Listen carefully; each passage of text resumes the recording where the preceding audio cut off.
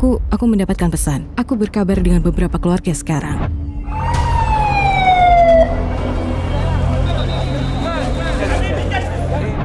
Dia bilang sebaliknya, mereka melihat bayi-bayi yang kulitnya terkelupas, ibu-ibu yang tangannya dipotong, dan orang-orang dibakar sampai mati.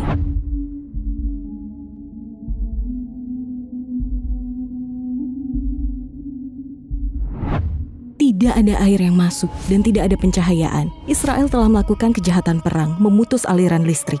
Internet terputus-putus, mereka tak tahu apakah keluarganya masih hidup atau tidak. Assalamualaikum Saudari Lauren Booth, terima kasih sudah mau datang. Kita sedang melalui masa-masa sulit sebagai umat muslim. Kita tahu di Palestina, saudara-saudari kita mengungsi dari rumah mereka. Banyak bayi sekarat, persediaan makanan, air, dan listrik diputus. Mereka tidak tahu harus berbuat apa. Sebagai seorang jurnalis, kamu sudah sering bersama mereka. Kamu berkesempatan melihat peristiwa ini dari kedua sisi. Banyak informasi media mengenai masalah ini. Tapi bisakah kamu ceritakan yang sebenarnya terjadi di sana saat ini? Yang terjadi sekarang adalah perjuangan orang-orang Palestina, khususnya di Gaza, yang sudah dilakukan bukan selama 50 bulan, bukan 50 minggu, tapi 50 tahun. Ini bukan konflik 10 hari, bukan 2 minggu, bukan baru dimulai seminggu yang lalu. Itulah yang ingin aku sampaikan di sini. Era penderitaan yang berkepanjangan bagi rakyat Palestina, sumber daya mereka dan tanah mereka dirampas dengan jahat oleh para Zionis dan Zionisme. Dan itu menurutku cara yang tidak etis, mendominasi suatu populasi. Jadi bukan hal baru. Aku bicara dengan temanku Yaseh tadi malam. Dia di kota Gaza. Semoga Allah melindunginya, melindungi keluarganya, dan semua saudara-saudari kita. Amin. Dan aku bertanya, kamu di mana? Dia bilang kami berada di luar rumah. Lalu aku tanya, bagaimana kabar anak-anak? Dia punya 2 putra yang masih kecil. Dia bilang, ya Allah, mereka sedang berjuang. Mereka masih bayi, mereka masih anak-anak kurang dari 10 tahun. Dia bilang, dan saat aku melihat mereka seharusnya sedang mengerjakan PR, atau main di taman, atau di bundaran. Berlarian di taman bermain, bersenang-senang. Dia bilang sebaliknya, mereka melihat bayi-bayi yang kulitnya terkelupas, dan ibu-ibu yang tangannya dipotong, dan orang-orang dibakar sampai mati. Apakah ini masa kecil yang layak? Aku ingin kamu bayangkan sejenak, tidak ada air yang masuk, ya kan? Mereka minum seteguk demi seteguk sekarang. Oh, aku sudah minum 3 teguk hari ini. Aku sudah minum segelas air hari ini. Hanya segitu saja. Kemudian tidak ada pencahayaan. Israel telah melakukan kejahatan perang, memutus aliran listrik. Internet terputus-putus. Mereka tak tahu apakah keluarganya masih hidup atau tidak. Kemudian mereka disuruh keluar dari rumah. Aku tahu keluarga-keluarga yang tadi malam tidur di jalanan. Bahkan ledakan bom pun terus terjadi. Subhanallah. Dan apa kamu mendapatkan pesan dari saudara-saudari kita di Palestina saat ini? Ya, pesan-pesannya, aku mendapatkan pesan. Aku berkabar dengan beberapa keluarga sekarang. Dan pesannya, doakan kami. Ini mungkin hari terakhirku. Muhammad Azur, dia sudah kehilangan kakinya akibat serangan rudal Israel 10 tahun lalu. Dia pemain basket profesional dengan kursi roda. Dia berkata, ini mungkin hari terakhir kami. Doakan kami. Ada orang tua di jalan yang bilang mereka menyebarkan selebaran di rumah mereka. Kami tidak akan pergi. Lalu aku punya teman yang bilang, apa kabarmu? Bagaimana kondisimu? Apakah kamu baik-baik saja? Dan ya Allah, itulah yang membuat hatiku hancur. Itulah yang membuatku terharu karena mereka. Mereka punya iman yang cukup kuat untuk bertanya, apakah kamu baik-baik saja? Aku duduk di sini di Istanbul dalam keadaan nyaman. Tapi keimanan mereka peduli pada umat. Apakah kita sebagai umat peduli dengan mereka? Banyak orang di barat, termasuk selebritis seperti Justin Bieber, memposting pesan dukungan untuk Israel. Ada juga yang bilang kalau Hamas telah membantai warga sipil itu, sebabnya Israel menyerang. Mereka hanya membela diri. Apakah seperti itu? Bisakah semua pengeboman di Gaza dibenarkan seperti itu?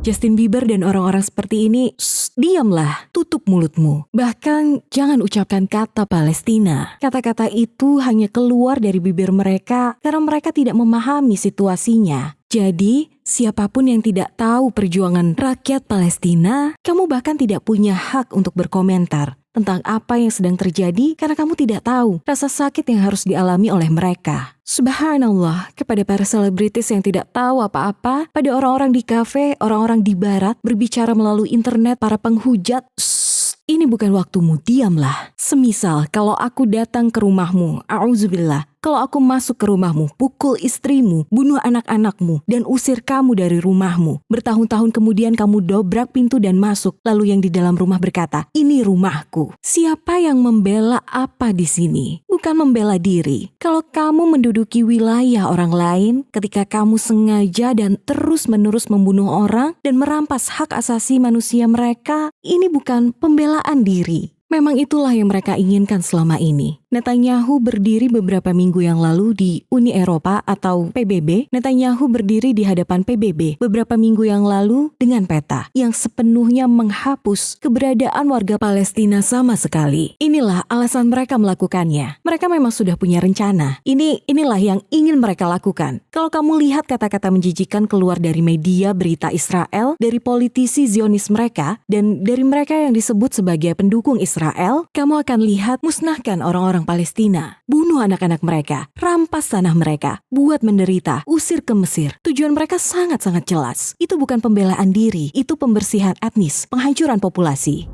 Kita sebagai manusia, kita pasti merasa iba saat melihat orang lain terluka. Lalu bagaimana Israel bisa begitu kejam dan tanpa ampun? Pikiran macam apa yang dimiliki para penindas ini saat melakukan tindakan mengerikan ini? Apa yang ada di pikiran mereka? Bagaimana mereka berpikir?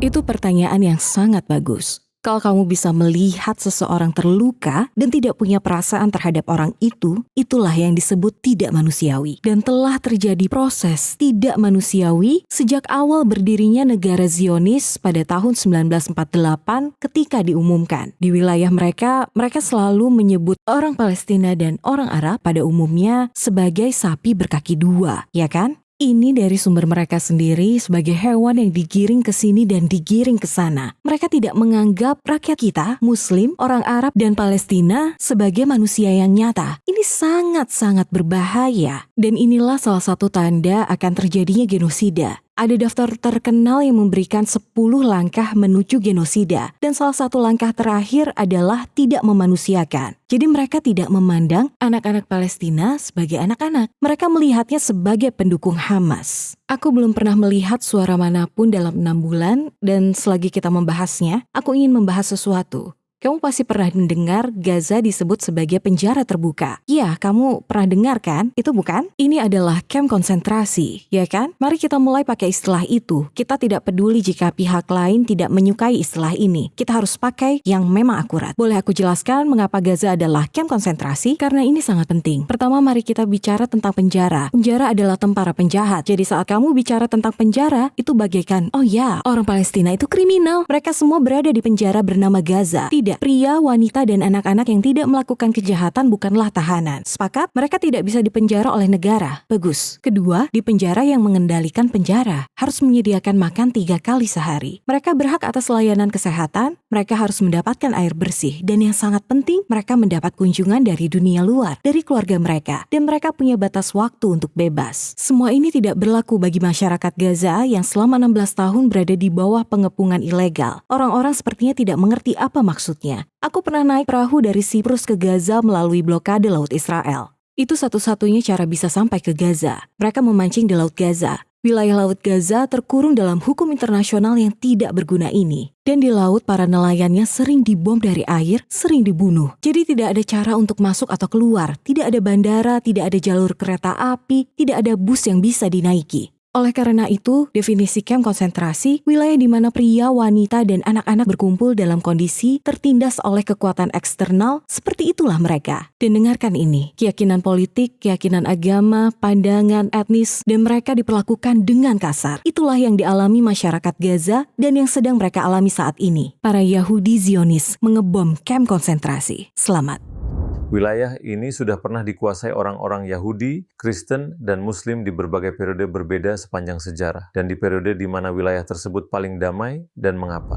Beberapa masa dalam sejarah yang patut direnungkan ketika kita lihat Yerusalem memiliki perdamaian. Dan yang pertama aku akan bahas adalah ketika Umar radhiyallahu an menaklukkan Yerusalem. Setelah itu, tentara salib Kristenlah yang membantai semua orang Yahudi dan semua orang yang tinggal di Yerusalem ketika mereka mengambilnya 1000 tahun yang lalu dan sebelumnya. Ketika Umar radhiyallahu an tiba di sana, dia berkata, "Aku tidak akan sholat di dalam gereja Kristen. Aku akan sholat di luar karena gereja ini berhak untuk tetap ada." Ini bagian dari sejarah dan aku tidak ingin gereja itu diambil alih setelah aku sholat di sana. Dan sampai hari ini, ada gereja makam suci, salah satu situs paling suci dalam agama Kristen. Dan di sudut jalan ada sebuah masjid kecil bernama Masjid Umar, iya kan? Kemudian terjadi suatu masa di mana orang-orang Yahudi diterima kembali oleh sahabat Nabi Muhammad SAW. Apa kamu tahu itu? Mereka diterima kembali. Subhanallah. Lalu Utsmaniyah datang dan selama 500 tahun masyarakat tiga agama sejahtera. Subhanallah.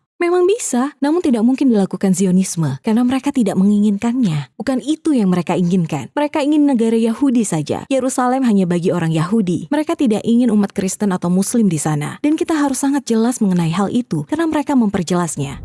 Dan aku ingin bertanya, apakah kamu mengalami kejadian tak terlupakan yang saat berada di sana? Adakah kejadian tak terlupakan yang bisa disaksikan di sana?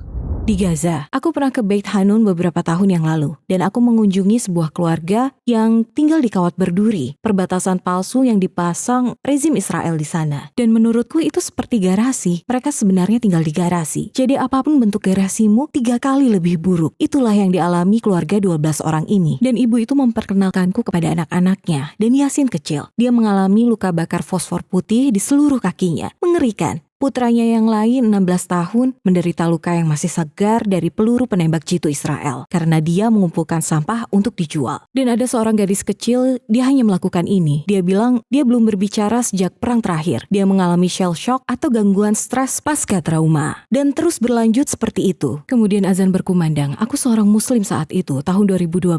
Aku ke ruang belakang dan mulai menangis. Aku benar-benar menangis. Allah, jangan lakukan ini. Ya Allah, aku tidak tahu. Tolong bantu mereka. Dan ibu itu masuk dan dia meletakkan tangannya di bahuku. Dia bilang, sayang, kenapa kamu menangis? Aku berkata, aku menangis untukmu. Aku menangis karena aku benci ini. Aku benci ini untukmu dan aku benci karena tidak bisa berbuat apa-apa. Dan aku benci kamu harus hidup seperti ini. Dan dia bilang, jangan menangis untuk kami. Kami sangat bahagia karena kami punya Allah. Dan kami tahu kalau kami tabah, Allah akan memberi kami surga. Alhamdulillah. Sayangnya Tio sebagai umat Islam, kita hanya bisa menyaksikan peristiwa ini dari rumah. Apa yang ingin kamu katakan kepada Muslim yang bertanya, apa yang bisa aku lakukan? Karena tayangan sekarang penuh dengan kematian, bayi yang dipenggal oleh roket Israel, cerita dan kesedihan ibu dan ayah yang sekarat, mengeluarkan darah di pinggir jalan karena tidak ada lagi tempat tidur. Kita lihat seluruh wilayah hancur. Dan asap memenuhi udara, orang-orang menangis, melarikan diri, jangan putus asa. Allah beserta orang-orang yang beriman. Kita ingat Rasul Shallallahu Alaihi Wasallam bersabda dalam sebuah peperangan yang terkenal ketika beliau dibawa ke atas gunung dengan beberapa pengikutnya dan musuh mengejeknya dan berkata, lihat berapa banyak petarung terkenalmu yang tewas dan teman serta keluargamu. Dan Rasul Shallallahu Alaihi Wasallam berkata, beritahu mereka, inilah perbedaannya. Jenazah kami berada di surga dan jenazah mereka berada di Jahannam. Dan kemudian yang Allah katakan kepada kita dalam Al-Quran, dan jangan sekali-kali kamu mengira bahwa orang-orang yang gugur di jalan Allah itu mati. Sebenarnya mereka itu hidup di sisi Tuhan yang mendapat rezeki. Dan aku melihatnya dari saudara di sana yang bicara langsung kepadaku, para syahid. Mereka lihat teman-teman mereka, 7 tahun setelah mereka dikubur, masih segar seperti baru kemarin. Baunya harum. Dan ya Allah, saudara-saudari, orang-orang Palestina melihat malaikat pada perang lain. Ada teman yang menelponku dan bilang, saudaraku, andai saja kamu ada di sini, dan aku bilang, mengapa kamu ingin aku berada dalam serangan bom? Aku sayang padamu, tapi... Dan dia bilang, ya Allah, karena rahmat telah turun dan para malaikat bersama kita. Subhanallah, keajaiban terjadi. Percayalah pada Allah. Hasbunallah wa ni'mal wakil. Dan kuatkan hati kita. Sekarang bukan waktunya menangis. Sekarang waktunya untuk tabah. Ya Allah, di dalam kamus setelah kata tabah seharusnya ada satu kata, Palestina. Jadi mari kita ingat saudaraku saat ini. Oke? Setan ingin kita merasa putus asa. Setan ingin kita merasa seperti itu. Tidak. Islam tidak seperti itu. Simpan ponselmu, pergilah ke sajadahmu dan duduklah di sana. Tidak masalah jika bukan waktu sholat. Ucapkan, Ya Rahman, Ya Rahim, Ya Kudus, Ya Salam. Ya Allah, kemenangan bagi orang-orang yang tertindas. Kemenangan bagi penyembahmu. Kemenangan bagi hambamu. Ya Allah, berkahilah mereka semua. Allah berkati mereka, berzikirlah. Kuatkan hatimu melalui zikir. Allah binasakan para penindas. Allah berkahi warga Palestina dengan kemenangan. Amin.